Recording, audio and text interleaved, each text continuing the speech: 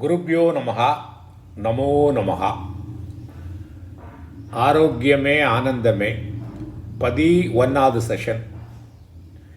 இந்த செஷனில் உலக நேதி, இந்த செஷனில் என்ன பார்க்க போகிறோம்? உலக நேதியை பார்ப்போம். 9 நேதியை பார்ப்போம். அதுக்கும் ஆரோக்கியத்துக்கும் என்ன சம்பந்தங்கிறது நீங்களே புரிஞ்சுப்பீங்க.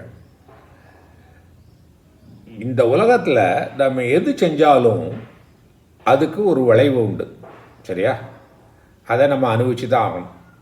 ஸோ நீங்கள் விதைச்சிங்கன்னா அதுக்கு தக்கன மரம் வளரும். அது நம்ம அந்த consequence, what you sow you ரீப்மாங்கல்ல, அதை புரிஞ்சுக்கணும். அது ஹெல்த் விஷயத்தில் என்ன சாப்பிட்டோம், எப்படி உடம்பை யூஸ் பண்ணுறோம், மனசை எப்படி யூஸ் பண்ணுறோங்கிறது அதோடைய விளைவு நம்மளுக்கு கண்டிப்பாக வரும்.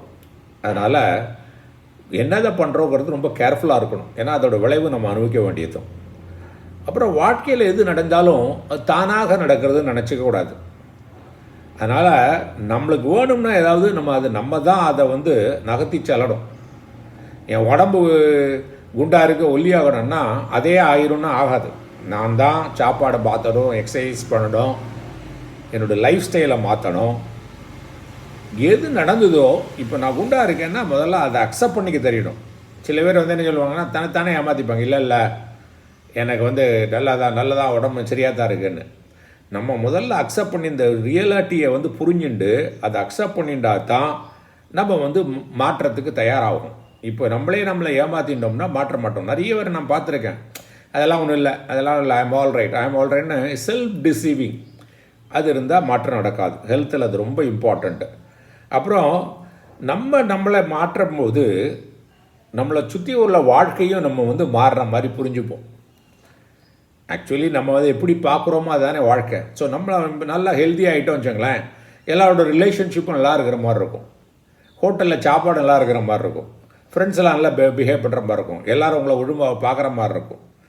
ஸோ எல்லாத்துக்கும் நம்ம வாழ்க்கையில் நம்ம தான் பொறுப்பு.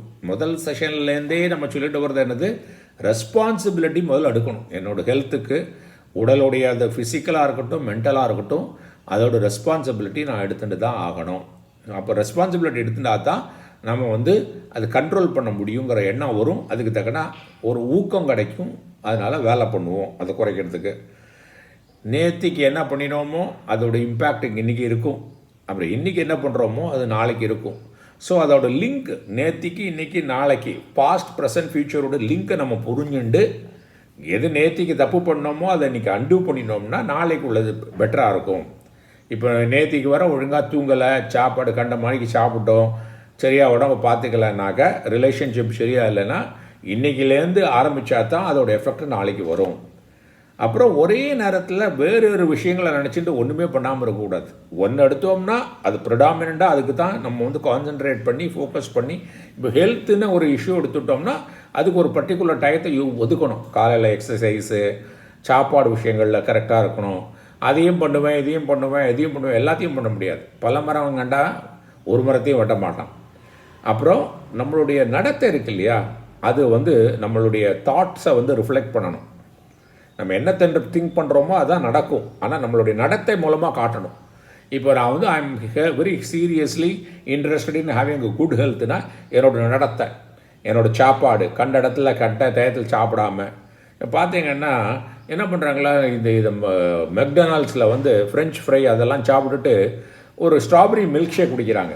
இதெல்லாம் பார்த்திங்கன்னா ஆயுர்வேதத்தில் விரோத ஆகாரம், ஒன்றுக்கு ஒன்றும் ஒத்துக்காதது. இது பாய்சனை கொண்டு வரும், உடம்புக்கு கெடுதலான ஆகாரம். அல்லது நம்ம ஏதாவது பிக் மேக் அதெல்லாம் சாப்பிட்டுட்டு பெப்சி குடிக்கிறோம், அல்லது வேறு ஏதாவது குடிக்கிறோம். அது ரெண்டு அந்த குளிர்றது கூட்டினா அது டைஜஷன் சரியே ஆகாது. ஸோ நம்ம இது புரிஞ்சுக்கணும். நம்மளுடைய நடத்தை நம்ம சிந்தனையை பிரதிபலிக்க வேண்டும். அப்புறம் எப்போதுமே சரி, இப்போ குண்டாக இருக்கேன், எனக்கு ஹெல்த் சரியில்லை, அல்லது எனக்கு உடம்பு ப்ராப்ளம் இருக்குன்னா அதையே நினச்சிட்டு இருந்தால் லைஃப் இம்ப்ரூவ் பண்ண போகிறதில்ல. அதை வச்சுட்டு இப்போ என்ன பண்ணணும், இப்போ இதோட எப்படி ப்ரோக்ரஸ் பண்ணணுங்கிறது ரொம்ப இம்பார்ட்டண்ட். ஸோ இந்த 9 நேதியை நீங்கள் தெரிஞ்சு வச்சுக்கணும். நம்ம ஹெல்த்துக்கு இந்த 9 நேதியை தெரிஞ்சு வச்சுட்டாக்க நம்ம ஆரோக்கியமாக இருப்போம், ஆனந்தமாக இருப்போம். நம்ம பார்த்துக்கலாம், நம்ம லைஃப் ஸ்டைல் நம்மளுடைய வேரியஸ் ஆர்கன்ஸை எப்படி எஃபெக்ட் பண்ணுறது பார்க்கலாம். நிறைய நேரம் தூக்காமல் முடிச்சுட்டே இருந்தோன்னா கிட்னி எஃபெக்ட் பண்ணும். ஸோ கிட்னி ப்ராப்ளம் இருக்கிறவங்கெல்லாம் பார்த்தீங்கன்னா யூ கேன் அண்டர்ஸ்டாண்ட் தட் ராத்திரி நிறைய நேரம் கண்ணு வச்சுட்டு தூக்கம் குறைவாக இருக்கும்.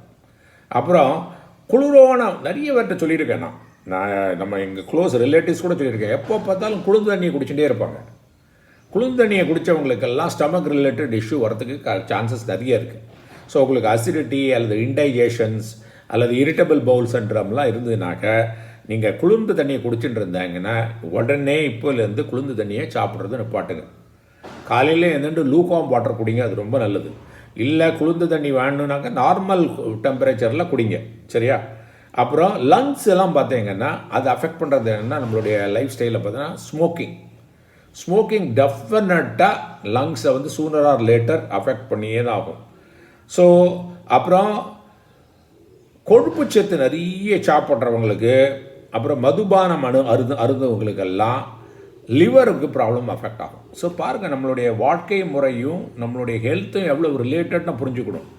தூக்கம் நிறைய நாள் தூக்கம் வச்சா கிட்னியை பாதிக்கிறது. குளிரான தண்ணியை குடிச்சிட்டே இருந்தால் கோல்ட் ட்ரிங்கு அல்லது ஏரேட்டட் வாட்டர்ஸ்லாம் குடிச்சுட்டு இருந்தால் கோச்சு நிறைய பேர் ஃப்ரிட்ஜிலேருந்து எடுத்துகிட்டு அப்படியே குடிச்சிருவாங்க. அதில் ஐஸ்கிரீம் தின்னுட்டே இருப்பாங்க. அவங்களுக்குலாம் ஸ்டமக் ரிலேட்டட் ப்ராப்ளம் வரும். ஏன்னா டைஜஷன் ப்ராப்ளம், அசிமிலேஷன் ப்ராப்ளம் வரும். ஸ்மோக்கிங் பண்ணால் லங்ஸ் வரும்.